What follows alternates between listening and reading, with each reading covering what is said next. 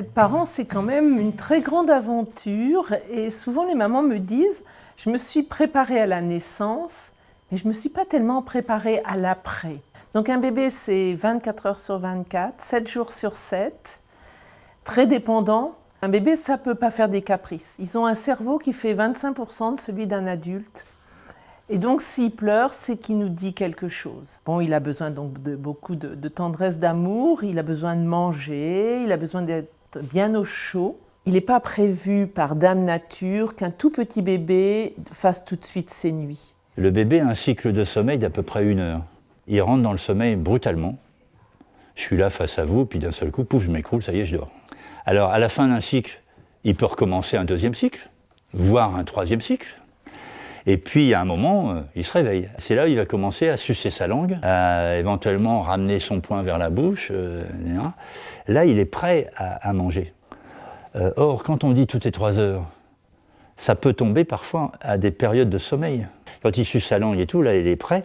Mais si ça ne vient pas, il s'énerve et il pleure. Comment faire pour être le moins fatigué possible? Donc, dans la journée, avoir l'enfant dans le séjour va permettre de pister les moments où ça y est, il va avoir faim. Donc ça va éviter d'aller jusqu'à un bébé qui hurle pour avoir son repas. La maman va être moins fatiguée, souvent elle va être plus rassurée. La nuit, un bébé à proximité d'oreille, à proximité de bras. Les enfants ont besoin de dormir sur le dos, ils vont pouvoir se découvrir un peu. Et puis avec très très peu d'objets dans le lit pour que rien ne puisse entraver leur respiration. Il faut s'appuyer sur les gens qui sont autour de nous. On peut très bien avoir besoin que la grand-mère vienne chercher l'aîné pour aller à la pharmacie récupérer des antidouleurs ou un tire-lait. Il faut profiter des ressources amicales, familiales pour souffler et penser autrement.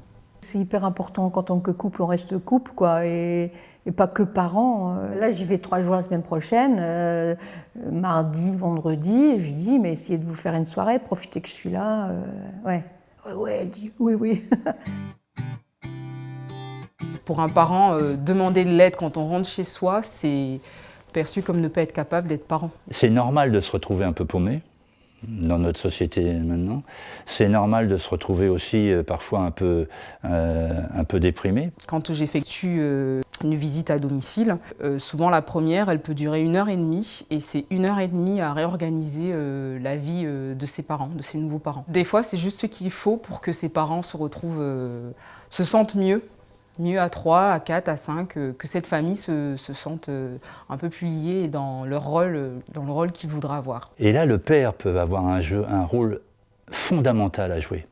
Le père, c'est l'élément qui va soutenir la mère, lui montrer qu'il a confiance en elle, l'accompagner dans son cheminement. Toujours une attitude à peu près semblable qui est une attitude de protection. Les associations, à ce moment-là, elles sont là pour aider à poser les choses, à déposer les choses, ce qui est lourd, et à permettre petit à petit de dégager ce lien qui est unique et qui va donner la force justement de traverser les difficultés. Et ça a été une révélation, cette rencontre avec l'association, parce que j'ai été écoutée, parce que j'ai été respectée dans mon vécu, j'ai été entendue dans ma souffrance. J'ai rencontré d'autres mamans qui avaient des enfants à peu près du même âge que la mienne. Ça permettait aussi d'étoffer un peu mon réseau, de me faire des copines. Je me suis fait des vrais amis aussi dans cette association-là.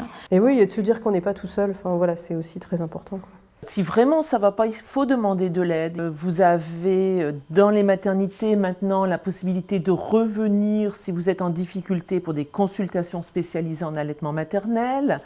Il y a tout un réseau d'aide par le téléphone. Et puis après, vous allez avoir vraiment les professionnels de santé, le généraliste, le pédiatre.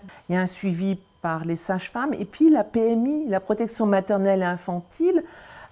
Nous sommes des professionnels qui ne nous occupons que des petits et que des enfants.